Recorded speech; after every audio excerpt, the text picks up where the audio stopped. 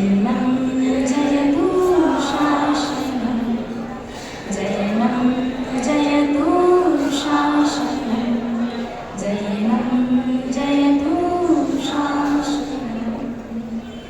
हे जिने देव तुम्हारे मुख से अमृत निसृत जो वाणी, जग जन के मन को हरती है, अतः कहाती जिन वाणी। जयवंतो माँ जग में तब तक जब तक सूरज चांद रहे, शीश नवाते कर में हरो माँ, अब तक हम विषयांध रहे। शीश नवाते कर में हरो माँ, अब तक हम विषयांध रहे। नमो अरिहंताणं, नमो सिद्धाणं, नमो आयर्याणं, नमो मज्जायाणं, नमो लोई सव्वसाहूणम्। जय बोले त्रिकालवर्ती त्रैलोक्य विश्वाराध्य पंचपति श्री भगवान की आदि विधाता आदि तीर्थंकर वर्षावली विश्वयादिनाथ भगवान की मूल नायक विराजमान घोर कंठोर सर्व विजयी श्री चिंतामणि पार्श्वनाथ भगवान की विश्ववंदनीय भगवान महावीर स्वामी की परम गुरु परम पिता परमात्मा 1008 श्री सिमंदर स्वामी भगवान की द्वादशांगमयी जिरवाणी माता की सचखंडागम ग्रंथराज की आचार्य भगवंत श्री धरसेन स्वामी मुनिराज की आचार्य भगवंत श्री पुष्पदत्त स्वामी मुनिराज की आचार्य भगवंत श्री भूतबली स्वामी मुनिराज की आचार्य श्री शांति सागर जी मुनिराज की रत्नत्रय धारित तपोधन श्रेष्ठ परम श्रद्धेय परम पूजनीय मम शिक्षा दीक्षा गुरु गणनीय श्री सौम्य नंदिनी माता जी की हिंसा प्रधान श्रीमद सहीन भारत की गणनीय हरिका से सियों नंदिनी माता जी की समस्त हरिका संत की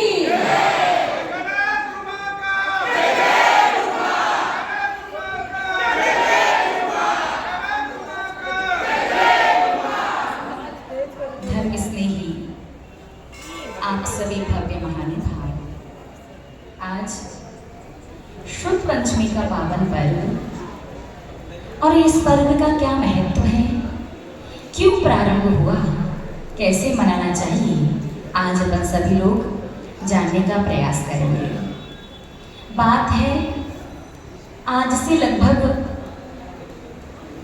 2000 वर्ष पहले की, जब गिरनार गिरी की चंद्र गुफा में आचार्य भगवंत धरसेन स्वामी अपनी साधना में मग्न थे। आचार्य भगवंत धरसेन स्वामी पूरी द्वादशांग जनवाणी में 12 अंग होते हैं, लेकिन आचार्य भगवंत एक अंग के अंश के ज्ञाता थे बस। कितना? एक अंग का अंश मात्र, और अंश भी बहुत ज्यादा होता है। द्वादशांग जनवाणी तो समुद्र से भी ज्यादा विशाल है। एक अंग के अंश के ज्ञाता आचार्य भगवंत धरसेन स्वामी, उससे पूर्व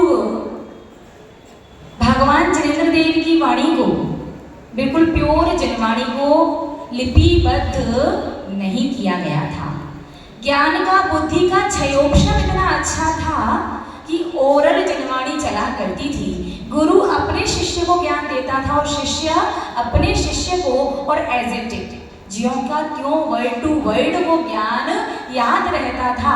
लेकिन धीरे धीरे जैसे पंचम काल बढ़ने लगा, ज्ञान का क्षयोक्षम कम होने लगा और बुद्धि में सुनी हुई चीज विस्मृत, भूलने लगे, तो कुछ का कुछ ना हो जाए, इसलिए आचार्य भगवंत धरसेन स्वामी ने मूल जनवाणी को लिपिबद्ध करने का विचार किया।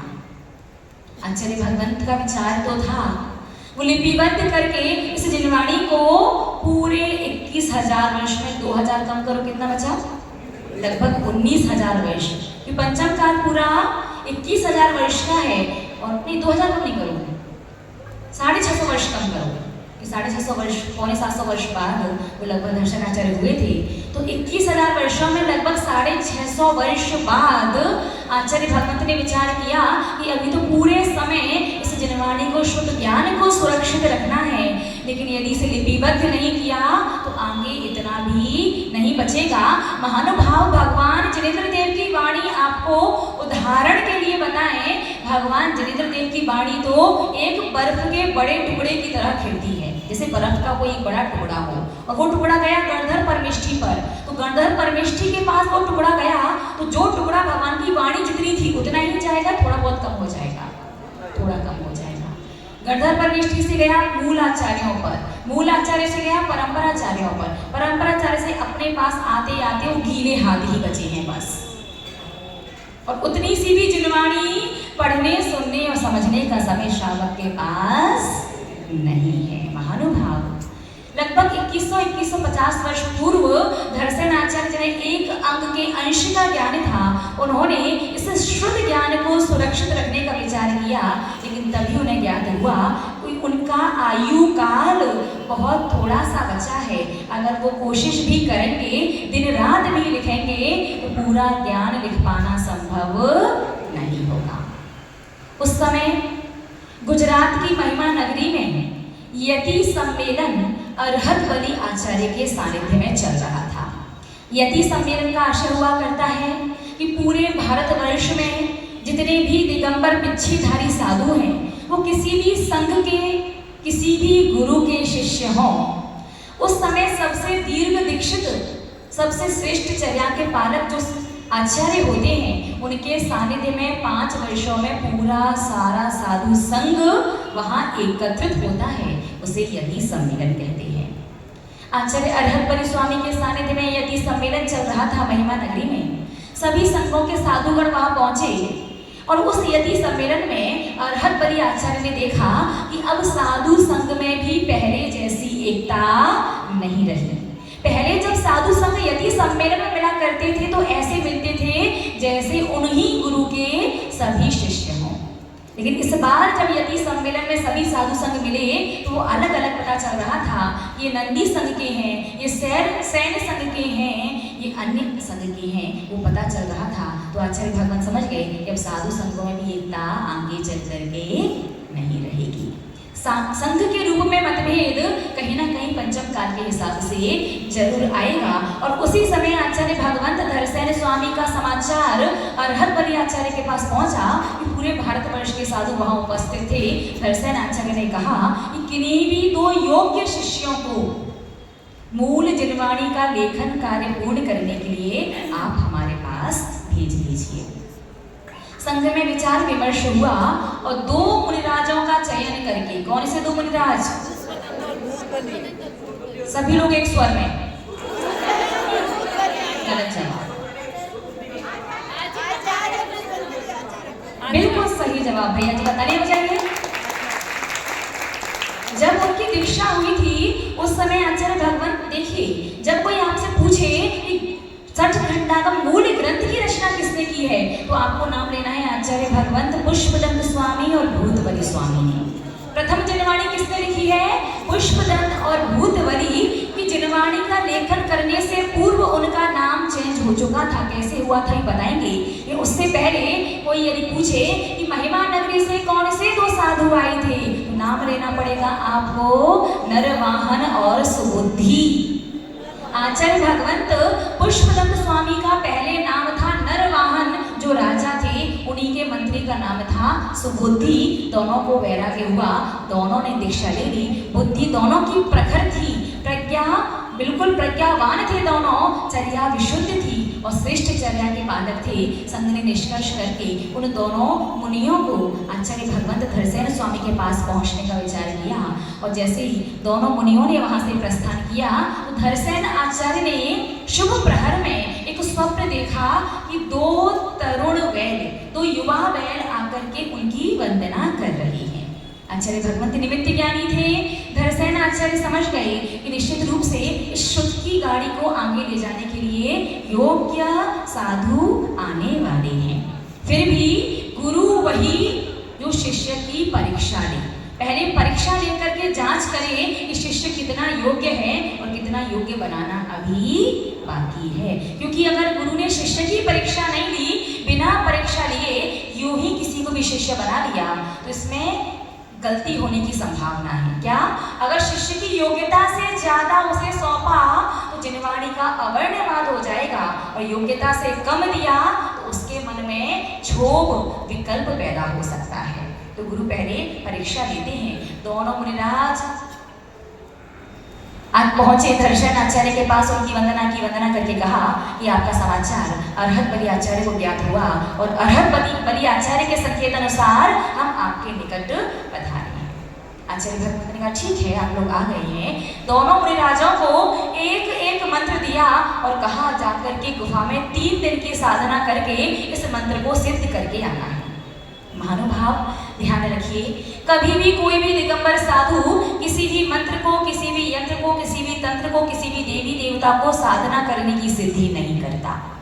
यदि कोई साधु कहे कि मुझे सिद्धियां हैं, सिद्धियां भी वर्तमान वाली जो सिद्धि है, 64 रिद्धियां अलग चीज है। कोई साधु वर्तमान में कहे मुझे सिद्धियां हैं तो मान लीजिएगा कि जिनवाणी से विपरीत बोल रहे हैं। सिद्धियां साधुओं की साधना से प्रभावित होकर के उनके पास आए, उनके सारे काम बनाए, ये अलग बात है। कि साधु स्वमुख से कहे कि मुझे सिद्धियां हैं, साधु सिद्धियां करे तो वो आगम के प्रतिकूल चर्या कहलाएगी, आगम के अनुसार वो कार्य गलत कहलाएगा।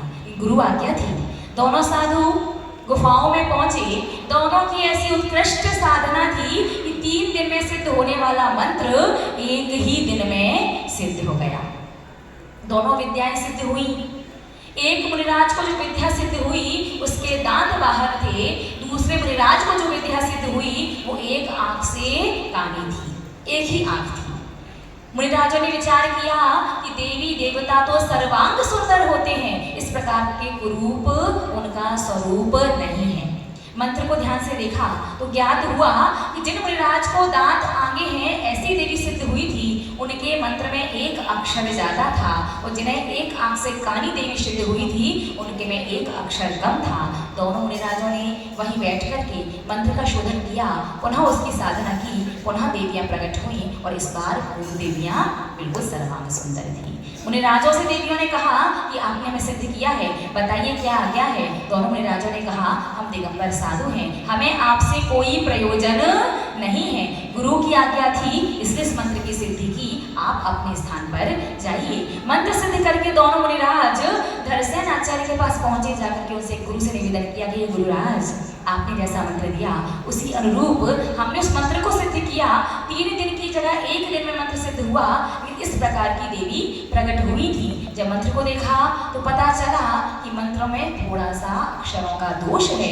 संशोधन करके पुनः पढ़ा तो फिर बिल्कुल सही विद्याएं सिद्ध हो गई। मुनिराज आचार्य भगवंत धरसेन स्वामी समझ गए ये बहुत योग्य हैं और दोनों को शाश्वत उस मूल जिनवाणी का ज्ञान देना प्रारंभ कर दिया।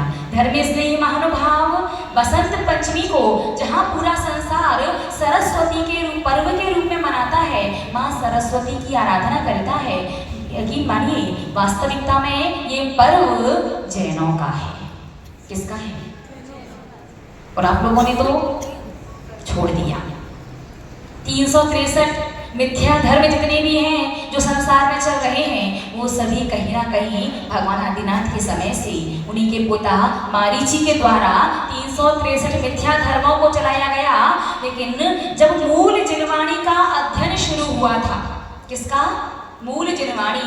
धरसेन आचार्य ने मूल जिनवाणी का ज्ञान देना जब पुष्पदत्त और भूतबली आचार्य को प्रारंभ किया था, वो दिन था बसंत पंचमी का। इसीलिए पूरा संसार उस दिन सरस्वती की आराधना करके विद्या अध्ययन प्रारंभ करता है। तो कहीं ना कहीं वो पर्व भी हमारा अपना है, लेकिन हम तो भूल गए संसार के राग द्वेषात्मक रूप से किसी स्वर्ग की देवी के रूप में उस पर्व की आराधना तो करते हैं, लेकिन माँ जिनवाणी के रूप में उस पर्व की आराधना नहीं करते। तो ध्यान दीजिएगा, जब विद्या अध्ययन दोनों मुनिराजों का शुरू हुआ वो दिन कौन सा था? बसंत पंचमी का दिन था। इसीलिए उस दिन से विशेष विद्या अध्ययन प्रारंभ करने वाला जीव निश्चित रूप से अपने जीवन में लक्ष्य को अवश्य प्राप्त करता ही है। और उनका वो विद्या अध्ययन आषाढ़ शुक्ला एकादशी तक चला था। उस दिन उनका जो क्लास था, जो ज्ञान आचार्य भगवंत धरसेन स्वामी को देना था, उनने पूरा ज्ञान दोनों मुनिराजों को दिया।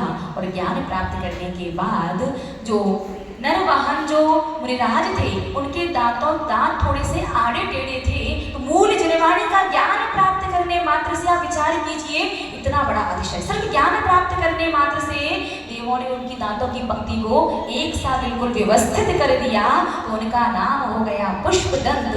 और दूसरे जो आचार्य थे उनके भूत जाति के देवों ने आकर के उनकी पूजन की, तो उनका नाम हो गया भूतबली। इस प्रकार से ग्रंथ की रचना से पूर्व दोनों मुनिराजों के नाम क्या हुए? पुष्पदंत और भूतबली। इसलिए जब भी प्रश्न आता है सठखंडागम ग्रंथ या मूल जिनवाणी किसने लिखी, तो क्या कहते हैं? आचार्य भगवंत पुष्पदंत स्वामी और भूतबली स्वामी ने मूल जिनवाणी को लिखा है। और आचार्य भगवंत धरसेन स्वामी की आयु कम थी, तो आचार्य भगवंत को लगा अगर दोनों मुनिराज मेरे पास रह करके लेखन करेंगे, देखिए शिष्य कितना भी वीतरागी वैरागी क्यों ना हो, लेकिन जब गुरु का वियोग होता है ना, तो क्षण मात्र के लिए मन में विकल्प आ सकता है। और आचार्य भगवंत ने विचार किया कि मेरे समाधि के समय क्षण मात्र भी मन में विकल्प आया, जिनवाणी के लेखन में व्यवधान पड़ेगा। इसलिए दोनों आचार्य भगवंतों का अलग अलग विहार करवा दिया। दोनों ने अलग अलग विहार किया। सठखंडागम के 6 खंड हैं, जिनके नाम हैं जीवन ठाण, खुद्दाबंध, बंध स्वामित्व, वेदना खंड, वर्गना खंड और महाबंध। ये 6 खंडों को भी सठखंडागम कहा जाता है। धर्मस्नेही महानुभाव, आज अगर 2550 वर्ष बाद भी भगवान महावीर स्वामी की मूल जिनवाणी अगर हमारे बीच में है, तो इसका सारा की सारा श्रेय और सारा की सारा परिश्रम आचार्य भगवंत धरसेन स्वामी, पुष्पदंत स्वामी और भूतबली स्वामी को जाता है, जिनके अथक प्रयास, अथक परिश्रम की वजह से आज हमें मूल जिनवाणी का दर्शन और स्वाध्याय संभव है। तो महानुभाव, उनका विद्याध्ययन पूर्ण कब हुआ? आषाढ़ शुक्ला एकादशी के दिन। दोनों ने अलग अलग विहार किया, ग्रंथ की रचना शुरू की। और प्रथम खंड के मंगलाचरण में आचार्य भगवंत पुष्पदंत स्वामी ने नमोकार मंत्र को लिपिबद्ध किया। अर्थात नमोकार मंत्र तो अनादिकालीन है, कभी किसी ने बनाया नहीं है, अनंत काल तक रहेगा, कभी कोई मिटा नहीं सकता। लेकिन प्रश्न यदि ये आए कि नमोकार मंत्र को लिपिबद्ध किसने किया, सर्वप्रथम किसने लिखा, तो आपको उत्तर देना होगा आचार्य भगवंत पुष्पदंत स्वामी ने सठखंडागम ग्रंथराज में। ठीक है, पुष्पदंत और भूतबली आप दोनों नाम इसलिए एक साथ ले लेते हो। आचार्य भगवंत पुष्पदंत स्वामी का भी आयु कर्म थोड़ा सा बचा था, तो उन्होंने एक ही खंड के कुछ सूत्रों को लिखा, बाकी की पूरी रचना आचार्य भगवंत भूतबली स्वामी ने की थी। इसलिए दोनों आचार्यों के एक साथ नाम ले लेते हो, एक साथ लेते हो, ठीक है। बाकी इसका सही उत्तर क्या होगा? सर्वप्रथम आचार्य भगवंत पुष्पदंत स्वामी ने सठखंडागम ग्रंथराज में नमोकार मंत्र को मंगलाचरण के रूप में लिपिबद्ध किया।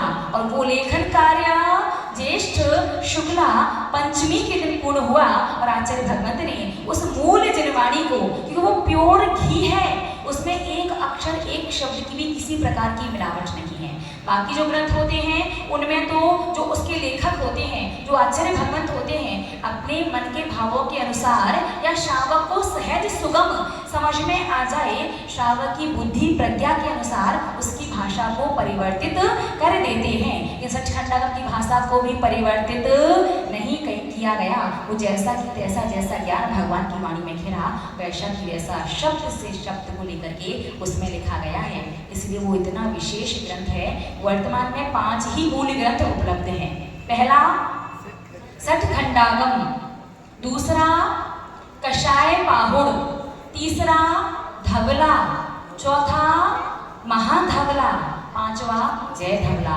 धर्म स्नेह महानुभाव विशेष ध्यान दीजिएगा, जिस भी मंदिर की अलमारी में अगर ये 5 ग्रंथ राज हो तो इनकी दूर से वंदना करना चाहिए। श्रावक इन 5 ग्रंथों को पढ़ने का अधिकारी नहीं है, और जो भी श्रावक बिना व्रती प्रतिमाधारी बने इन ग्रंथों को पढ़ता है उसका असमाधि मरण ही होता है। असमाधि मरण समझते हैं क्या होता है? समय से पूर्व, और साथ में कैसी मौत? संसार में सबसे बेकार मौत किसकी कहते हैं? असमाधि मरण से अकाल मृत्यु नहीं होती। संसार में सबसे बेकार मृत्यु किसकी कहा जाती है? किसकी मौत मरेगा? अरे वाह, भैया लोग तो सही बता रहे हैं। उस शब्द को लेने में भी संकोच, कुत्ते की मौत। क्या कहा जाता है? क्योंकि कुत्ता लोक व्यवहार के नाते कहा जाता है वो कभी अपनी मृत्यु प्राप्त नहीं करता। जितनी आयु होती है उससे पहले मरण हो जाता है, और गल करके कीड़े पड़ करके बहुत दर्द में, बहुत वेदना में उसकी मृत्यु होती है, बहुत आहत रौद्र परिणामों के साथ उसकी मृत्यु होती है। जो लोक व्यवहार में कह दिया जाता है कि इसकी मृत्यु तो वैसी होगी, लेकिन जैना का शब्द आया है असमाधि। असमाधि का अर्थ सिर्फ समय से पूर्व नहीं होता, अति वेदना संक्लिष्ट परिणामों के साथ मृत्यु असमाधि कहलाती है। महानुभाव बिना सम्यक दर्शन के साथ मरण करना असमाधि मरण कहलाता है। महानुभाव इन 5 ग्रंथों को श्रावक को, और कभी कहीं वाचना चल रही है साधु संघ में, दूर से आराम से शुद्धि के वस्त्र पहन करके आप ग्रंथ को, वाचना को सुन तो सकते हो। पढ़ने के अधिकारी तभी बनेंगे जब आप व्रती प्रतिमाधारी हो जाएंगे। इसकी कहानी आपने पढ़ी होगी, जब चामुंड राय वाली कहानी आती है फिर कई बताएंगे कि उस समय बहुत ज़्यादा हो रहा है। जिस भी मंदिर की अलमारी में ये 5 ग्रंथ हों, स्त्री वर्ग को तो इन ग्रंथों को स्पर्श भी नहीं करना चाहिए, और पुरुष वर्ग सोने के वस्त्रों में उन ग्रंथों को उठा करके, धूप वगैरह दिखा करके वापस अच्छे से बॉक्स वगैरह में रख करके उन्हें सुरक्षित ऊपर वाले खंड में विराजमान कर दे, ताकि सहज सामान्य किसी का भी हाथ उन पर लगता ना रहे। जिसने भी इस ग्रंथ को कभी भी जाने अनजाने पढ़ा है उस व्यक्ति को, श्रावक को प्रायश्चित लेना चाहिए। अगर प्रायश्चित नहीं लिया तो आचार्य भगवान लिख गए हैं असमाधि, उसका सामना फिर आपको करना ही पड़ेगा। तो शुद्ध पंचमी का पर्व उस दिन से शुरू हुआ जब जिनवाणी का लेखन पूर्ण हुआ। आचार्य भगवंत ने जिनवाणी की पूरी शोभा यात्रा निकलवाई और द्वादशांग जिनवाणी की पूजन रचवाई थी। तो आज के दिन विशेष रूप से सठखंडागम, आपने तो ढेर लगा दिया शास्त्रों का।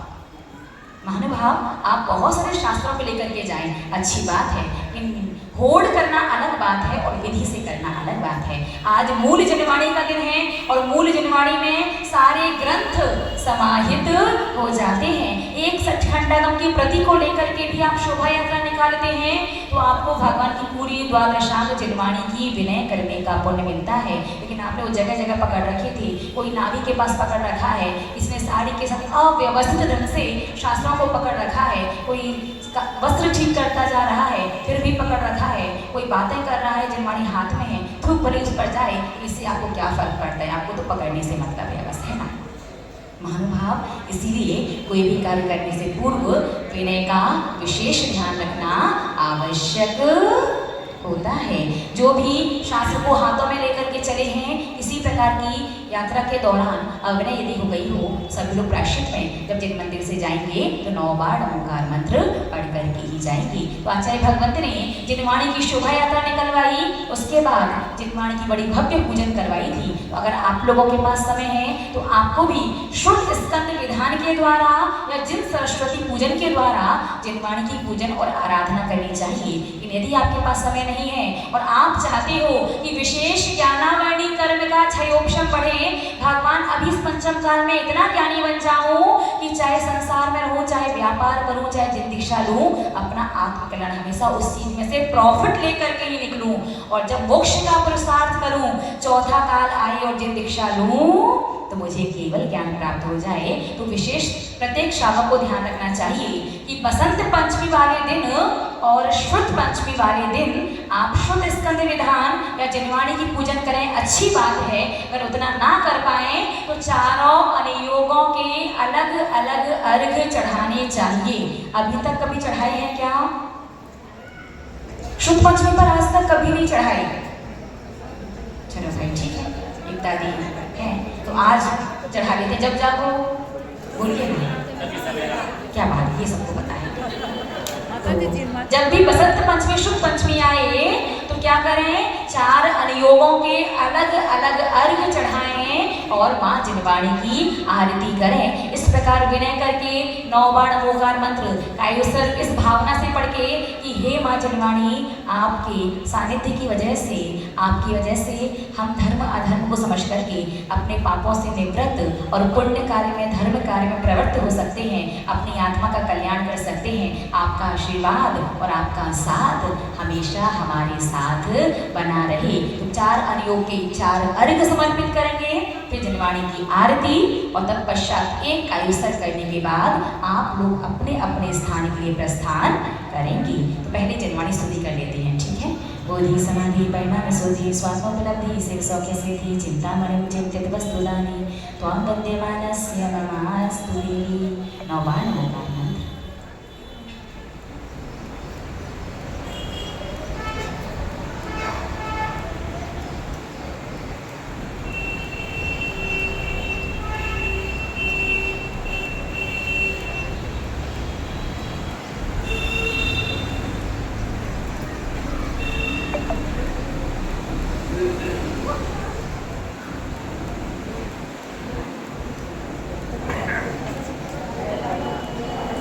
जोगरे द्वारा शांति जिनवाणी माता की परम श्रद्धेय परम पूजनीय मुक्ति शिक्षा योगिनी हरिका श्री सौम्य नंदिनी माता जी की। पहले जिनवाणी के 4 अर्घ समर्पित होंगे, तत्पश्चात जिनवाणी माँ की आरती, जो दीपक का थाल आप लोग सजा करके लाए हैं उससे आपको माँ जिनवाणी की आरती करनी है। चलेगा, प्रारंभ करते हैं। पहले प्रथमा योगार, समय 8 बजने वाले हैं। जिन्हें पूजन करनी है वो अपने पूजन बाद में आराम से बैठ के कर सकते हैं, ठीक है। लीजिएगा अर्घ अपने दोनों हाथों में और वो कड़वी वाली बादाम नहीं लेना बस, उसके अलावा जो भी द्रव्य सब लीजिए। पहले 4 अर्घ लेके थोड़ा थोड़ा चढ़ाइए, जो पूरी थाली भरी हुई है वो पूरे समुच्चय अर्घ में चढ़ाना है, ठीक है। हमने एक ही कहा था। अच्छा देखिए नहीं, आप लोगों ने वो सुबह की व्यवस्था कर दी थी कि मेरे रंगो और आप लोग चढ़ा दीजिए, फिर हम एक साथ सबकी देख लेंगे, ठीक है। तो लीजिएगा प्रथमा योग अर्घ। जय बोलिए प्रथमा योग रूप द्वादशांग जिनवाणी माता की। महापुरुष की जीवन का दिव्य दर्शन जिसमें होता है, कथा कहानी उपन्यास चारित्र नाम हो सकता है। अनुयोगों में प्रथम पूज्य है, पुण्य कोश को भर देता। पढ़े सुने बुद्धि जन श्रद्धा से, बोधि समाधि को देता। ओम ह्रीं द्वादशांग विश्वज्ञानाय प्रथमान योगभ्यो नमः अर्घ्यं निर्वपामिति। जय बोलिए कर्णान योग रूप द्वादशांग विश्वज्ञान की। योगी परिवर्तन लोकालोक को, जाने चारों गतियों को। जैसा का तैसा बतलाता, कर्णन योग है नाम सुनो। अनुयोगों में द्वितीय पूज्य है, सम्यक ज्ञान को पुष्ट करे। पढ़े सुने बुद्धि जन श्रद्धा से, समीचीन श्रद्धा धरिणी। ओम ह्रीं द्वादशांग श्रुत्यानाय कर्णान योगभ्यो नमः अर्घ्यं निर्वपामिति। जय बोले चरण योग रूप द्वादशांग श्रुत ज्ञान की। कैसे उठे कैसे बैठे, कैसे बोले कैसे देखे, कैसे खाए कैसे चाले, जिससे आत्मिका हित साधे। अनुयोगों में तृतीय पूज्य है, देता ज्ञान आचरण का। चारित्र रक्षा और विकास का एक यही आधार कहा। ओम ह्रीं द्वादशांग श्रुत्यानाय चरणानुयोगिभ्यो नमः अर्घ्यं निर्वपामिति द्रव्यान योग रूप शुद्ध द्वादशांग शुद्ध ज्ञान की जीवा जीवी अरु पुण्य पापिवा बंधे मोक्षी को समझानी आश्रवी संवरे और निर्जरा बोधि ज्ञान को प्रकटानी अनुयोगों में चतुर्थी पूज्य है दीपक समीस की उपमा पढ़े सुने जो जन श्रद्धासी समिता की बनती प्रतिमा ओम ह्रीं द्वादशांग श्रुत्यानाय द्रव्यानुयोगिभ्यो नमः अर्घ्यं निर्वपामिति। अब जहाँ पर सचखंडगम ग्रंथ रखा है वहाँ सभी पुरुष वर्ग पीछे आकर के सचखंडगम ग्रंथराज को जिनवाणी को अर्घ्य चढ़ाना है। पहुंच जाइएगा उसके सामने, उसके पीछे सभी महिला वर्ग और पहले जो आप अर्घ सजा करके लाए हैं उस अर्घ को अपने दोनों हाथ में अपने परिवारी जनों के साथ ले लीजिएगा। समुच्चय अर्घ समर्पित करते हैं, तत्पश्चात अपने अपने दीपकों को जलाएंगे और माँ जिनवाणी की मंगलमय आरती करेंगे। ठीक है, जो अर्घ आप लोग लेकर के आए हैं अपने परिवारी जनों के साथ ले लीजिएगा। बहुत बढ़िया, सबका बहुत सुंदर, सबका बहुत सुंदर है। आप लोग एक बार करके चढ़ा दीजिएगा, आप देख करके जाएंगे। ठीक है, चलेगा। क्या ये श्रावकों ने गड़बड़ की है व्यवस्था में, आपने सुबह देखा था। हाँ, बहुत बढ़िया, बहुत बहुत सुंदर। पहुंचिए शीघ्रता के साथ। सभी लोग अपने अपने स्थान पर खड़े होकर के जहाँ सचखंडगम ग्रंथराज रखा हुआ है वहाँ उसके समक्ष पहुंचेंगे समुच्चय अर्घ चढ़ाने के लिए। जल चंदनी अक्षत पुष्प चरुअरु दीप धूप अति फल लावे पूजा को ठानत जो तुम जानत सोनर ध्यानत सुख पावे तीर्थंकर की ध्वनि गणधर रेण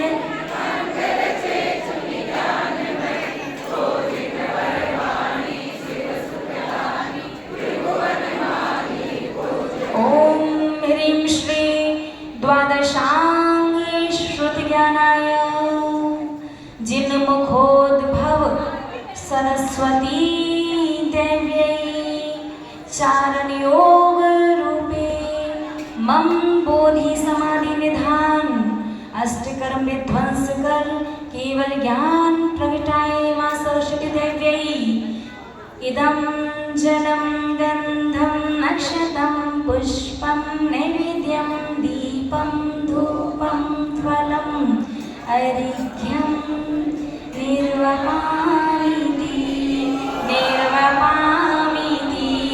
निर्वपामिति स्वाहा।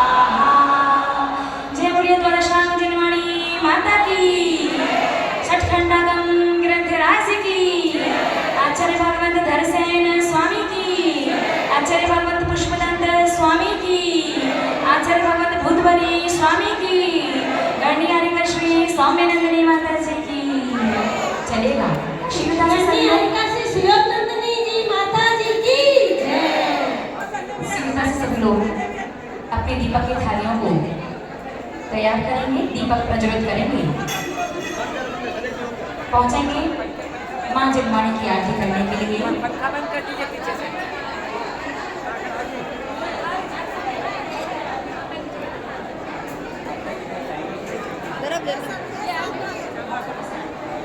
देखो वीडियो सारे पंखे बंद कर दे, सभी पंखे कुछ समय के लिए बंद कर दे।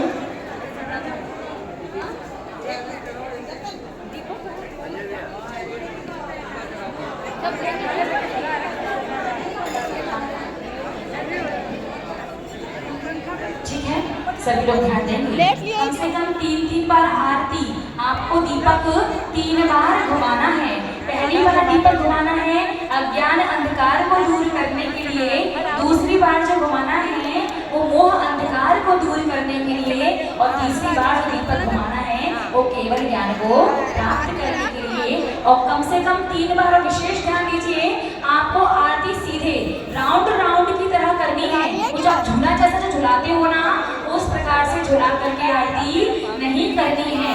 उसका मतलब है पुण्य आ जा वापस चला जा। इस प्रकार का मजाक नहीं करना भाई कर्मों के साथ।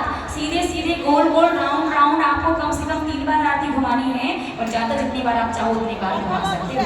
जय मेरे दोनों शर्मा जिनवाड़ी माता की जय।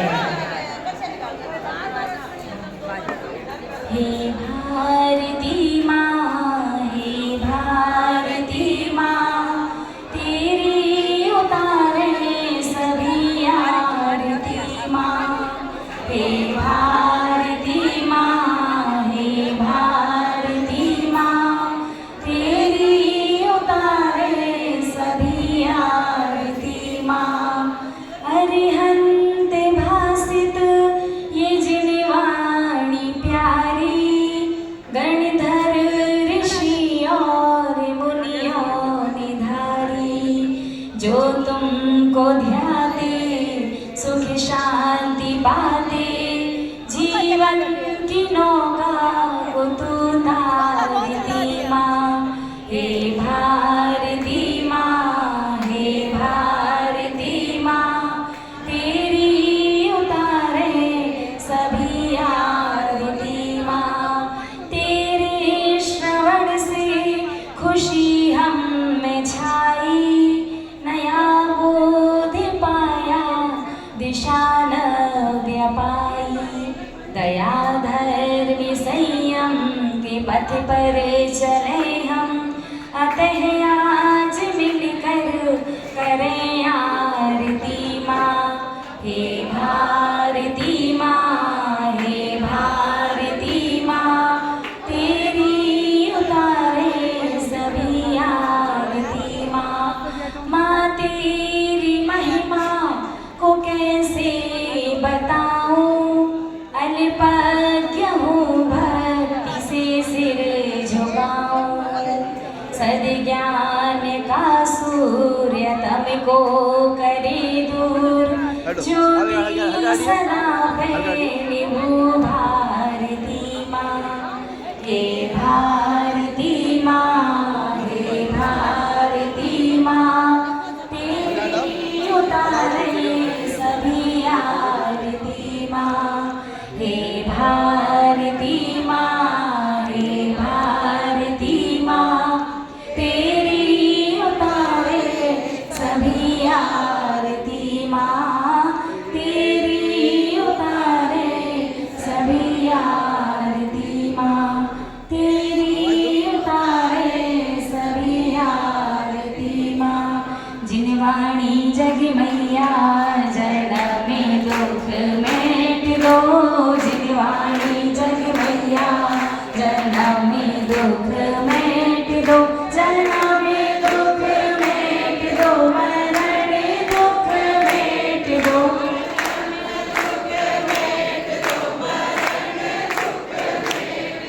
ओ जिनवाणी जग मैया जन्म में दुख मेट दो, जिनवाणी जग मैया जन्म में दुख मेट दो। जिनवाणी मोक्ष न सैनी है, जिनवाणी जिनवाणी मोक्ष न सैनी है, जिनवाणी। जो जिनवाणी और न धरत है, जो जिनवाणी और न धरत है, सैनी हो के असैनी है, जिनवाणी। जिनवाणी मोक्ष न सैनी है, जिनवाणी।